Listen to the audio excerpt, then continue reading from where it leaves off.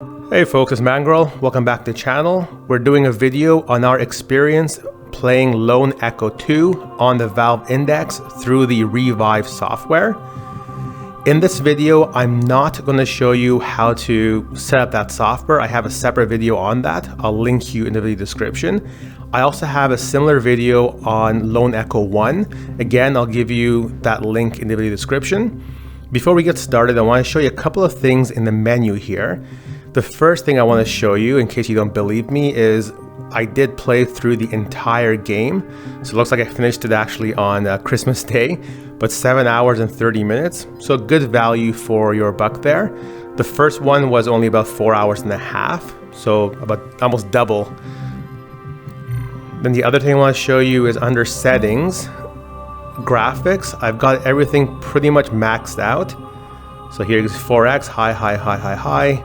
So everything is pretty maxed. It's complaining saying my GPU is not up to the task, but this is an RTX 3090, so the game did play fine this way. And then the final piece I want to show you is what settings you should be using in your Valve Index for Revive and Lone Echo 2. And this applies to the majority of the Oculus games. Let me open the menu. So in the menu, you want to run 90 Hertz. You want your motion smoothing off. You want your render resolution set to 100%. This seems to give the best consistent performance within any of the Revive games, whether it's Stormland, Lone Echo 1, Lone Echo 2. Use this. Okay, so what I'm going to do next is I'm just going to start a new game. We'll play through the first couple of minutes, and then I'll explain my experience and what seemed to work well, what didn't work well, and whether I think that's a Valve Index issue or a game kind of issue. So let me go ahead and launch a new game. And you can see the menu worked fine. Lone Echo 1, the menu didn't respond sometimes, but this one menu worked perfectly fine.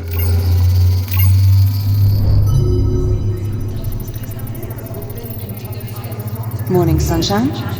And how are we feeling today? You are the only person who calls me Jack. Is that your way of saying you're going to miss me? I have a visual on the anomaly. It seems to be growing more unstable. My God! Incoming, Jack! Olivia, everything is going to be fine. Are you injured? What the hell is this? I'm called Apollo. I mean you no harm. Ready to execute FTL jump. Here we go! Where are we?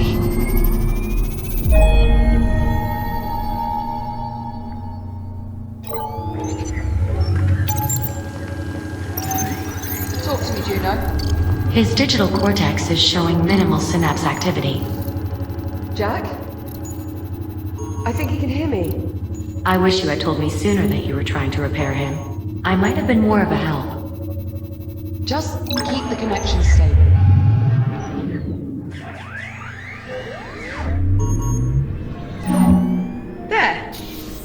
There, you see? Now here's a sight for sore eyes. Good morning, sunshine. So first thing I notice here is that the actual graphics don't seem as nice as Lone Echo 1. I'll give you a side-by-side and you can kind of compare yourself. Certain he's fully functional? Go on, Jack. Tell her you're all right. I think so. A little confused. I don't doubt it. You've been out of commission ever since our little time jump on the Estrella. Maybe we should run through his calibration program. I just spent the past 3 months patching him up. You think I made a mistake? Well, you're only human. Well, how about we ask him? What do you think, Jack? You want to run your calibration program? Nope. That won't be necessary. Sorry, Juno. He's not interested. An android willing to blatantly disregard protocol. I wonder where he learned that. It is a mystery. Well, go on then. It's time we got him out of there. I'm not sure I'm comfortable letting an untested android loose in the habitat. My name is Jack. Jack. Yes, of course. I meant no offense. You may call me Juno. I'm a fully transient artificial intelligence. Oh, perfect. So this is actually one of the first issues I had. So you can see somehow it loses the tracking. So I was hoping to actually see this. This has happened now 2 or 3 times during the game, where you can see at the very bottom, it somehow has lost our, what are those things called? The little cubes that actually do tracking. And usually it does reappear. So if I move around a little bit, will it come back? Let me see. There you go. So somehow it just kind of gets confused. Let's go, resume. I have been assigned as your caretaker. That's one word for it. Captain, please, That's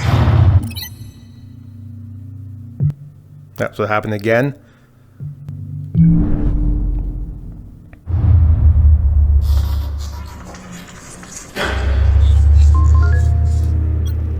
What was that? Just a minor fluctuation in the power grid. Not to worry. That's the 4th time just this morning. I assure you, Captain, it's nothing to be concerned about.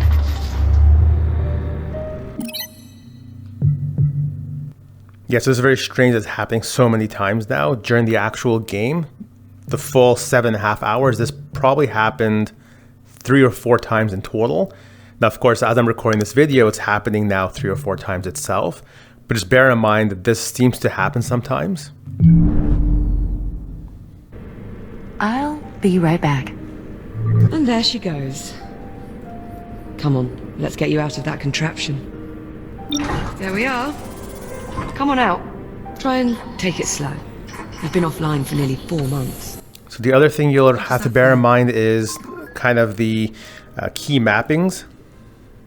Okay, how's this feel? It's working perfectly Everything fine. seems to be in working order. You could try to sound a little less surprised. Oh, no. I'm sorry, I didn't mean It's all to. right, Jack. I'm just giving you a hard time. Yeah, so you can see the key bindings are all perfectly fine. The other thing is you still do have haptics. So some of these Revive games don't end up giving you haptics, but the controllers do vibrate.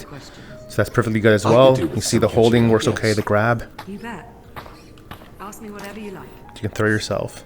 Or, if you'd rather, These are all I'll give you good. a quick tour of our new home. Whatever you want to do. I'll take a moment. I could use a moment if that's all right. By all means, take all the time you need. Just give us a shout when you're ready to Yeah, go. and you can see we're nicely stuck at 90 FPS. So performance-wise, this second version of the game actually works a lot better than the first one. The first one I had a lot of performance hiccups, not so much in Lone Echo 2. And I did mention this was kind of maxed out graphics. The one thing that actually does happen though, is you see how you can do the snap turns? So you use a little joystick and you do your snap turns. It's working perfectly fine here. So I go snap, snap, snap, snap, snap, snap. It's very responsive. What you'll find is sometimes it actually is not responsive. So you do a snap and nothing happens. So that did happen to me about 4 or 5 times as well within the game. It's a lot to take in. I know.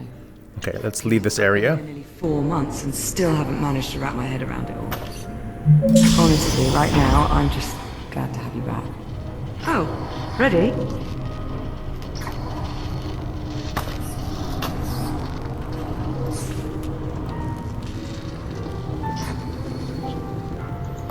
Did you throw that on purpose?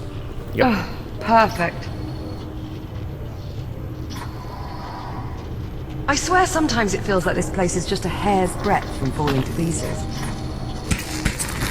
That usually works. Where exactly are we?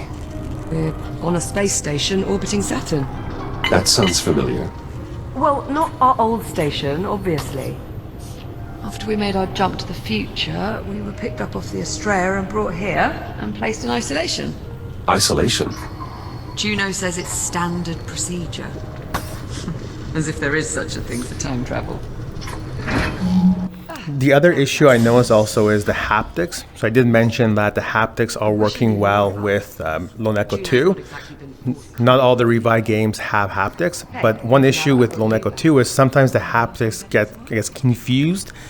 So you may do something that causes the controller to vibrate, but that vibration never stops until you do something else. So let's say, for example, I was to grab this and now it's vibrating. and it stops, right? But what would happen is it would keep vibrating until I grab something else, for example. And that happened again 2 or 3 times. Not a big issue, but it does happen sometimes in Lone Echo 2. Lone Echo 1 did not have that issue. Well, I can certainly tell this is your... Because of all the Kronos 2 mementos. Because it's a mess. Hey, I've worked very hard to cultivate this mess. Juno let me co-opt a few cargo drones to dig through what's left of the Kronos. The Kronos 2 is still out there. I mean, I can't be sure, but yeah.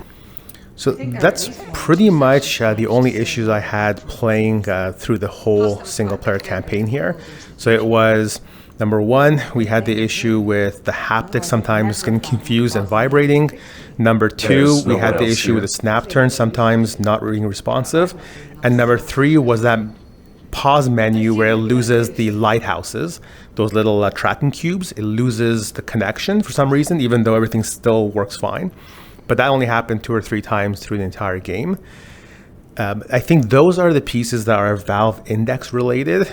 I also did notice a couple of things which I think are more about the way the game is created. One was the textures popping in.